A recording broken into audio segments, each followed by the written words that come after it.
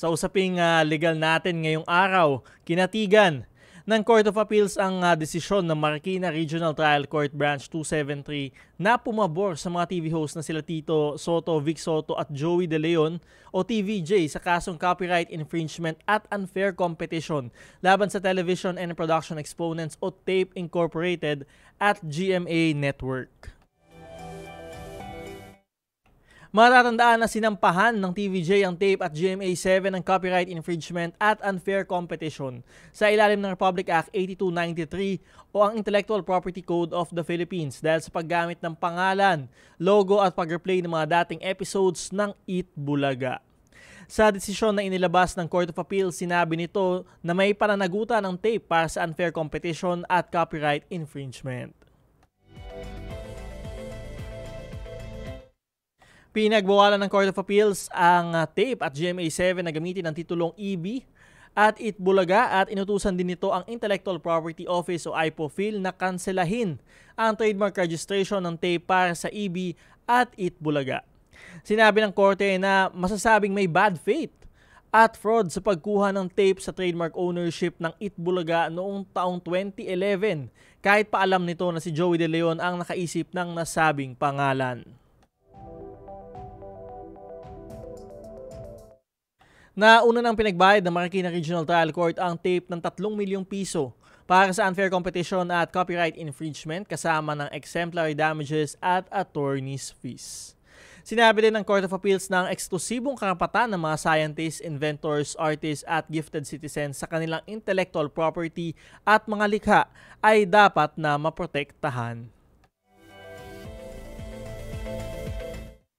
At ayan nga ho, panalo uli ang TVJ, ang trio na TVJ dito sa Court of Appeals. Makalipas ho na isang taon, panalo ho sila last year doon sa RTC.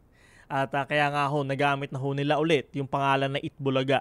At dito naman ho, itong nakaang buwan nga ho, itong Disyembre lumabas din, no? Na talagang kinatigan din ng Court of Appeals ang kanilang kaso, no? Laban sa TAPE at GMA7. Ngayon ho kasi sa ilalim ng Intellectual Property Code, ito ho yung ating batas, no, pagdating ho sa intellectual property. Ang copyright owner ay mayroong economic at moral rights. So pareho ho yan. May economic rights ho yung copyright owner upang i-reproduce ang kanyang likha, i-distribute ito para sa pagbebenta, parentahan ng original o kopya nito o i-display ito sa publiko. At meron din ho siyang moral rights na nagbibigay ho sa copyright owner ng karapatan na siya ay kilalaning may akda o may gawa ng kanyang likha, gumawa ng alterations ng kanyang likha o tumutol sa kahit anong distortion, mutilation o modification nito o tumutol sa paggamit ng kanyang pangalan sa isang likha na hindi sa kanya o sa distorted version nito. At yun nga ho, nag-ugat ho yung kaso doon sa paggamit ho, no, nung pangalan at logo ng Eat Bulaga. Ay kung matatandaan nyo ho, yung Eat Bulaga ay nasa GMA7 at nung May 31, 2023 sila ho ay nag-last airing na, no, doon sa TAPE at GMA7 at sila ay lumipat, no, lumipat sa Channel 5, TV5, no. At yun nga ho, ginamit pa rin nung TAPE yung pangalan ng Eat Bulaga at nireplay naman ng GMA7 yung ibang episodes ng Eat Bulaga na nandun pa ho yung TVJ. At kaya ito ho yung nag-ugat ng demanda ho nila. At sa kasalukuyan, syempre alam naman ho natin na ginagamit na uli ng TVJ yung titulong Eat Bulaga. At yung TAPE Incorporated ay ngayon ho ay wala ho silang noontime show, no, na ipinapalabas.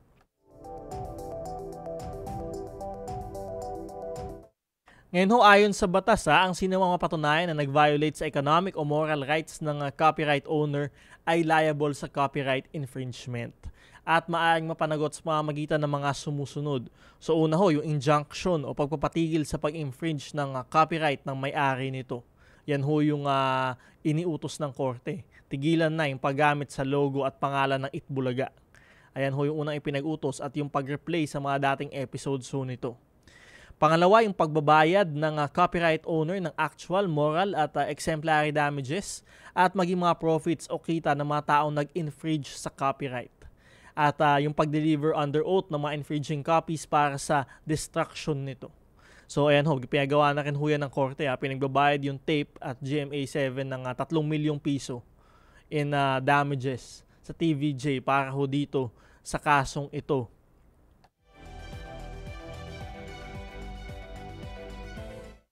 At sa ilalim ho nung 2020 Revised Rules of Procedure for Intellectual Property Rights Cases, ang desisyon ng korte ay executory even pending appeal. Maliban na lamang kung ito ay patigil ng mas mataas na korte. Kaya ho kung napansin niyo pagkalabas na nung desisyon ho ng RTC, Marikina RTC, ay agad nang ginamit ng TVJ yung pangalang Itbulaga. Tumigil na nga rin ho yung tape incorporated dito sa paggamit ng pangalan ho na ito.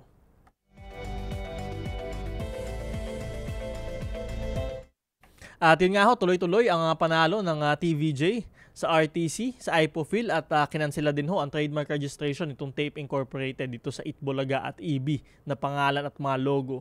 At ito nga ho sa Court of Appeals. So ang sunod na katanungan ho dyan ay mag-aapela ho ba yung tape incorporated dito sa Supreme Court. Siyempre maaari pa rin ho silang mag-apela dito sa ating Korte Suprema, yung pinakamataas ho na korte sa ating bansa. Ay tingnan ho natin sa mga susunod na araw kung sila nga ay mag-aapela sa Korte Suprema.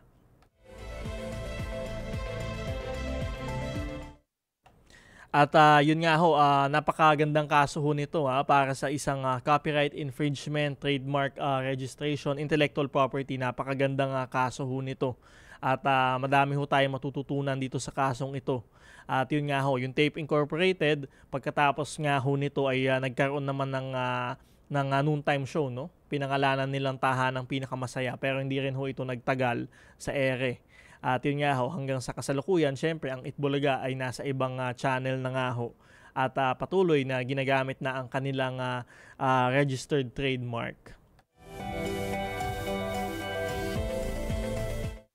Kayo po, ano ang reaksyon ninyo sa patuloy na pagkapanalong ito ng TVJ? Dapat pa bang iapela ng tape ang desisyon na ito ng Court of Appeal sa Korte Suprema? Ayan ho, maaari ho kayo nga mag-text ng inyong mga komento ukol ho dyan.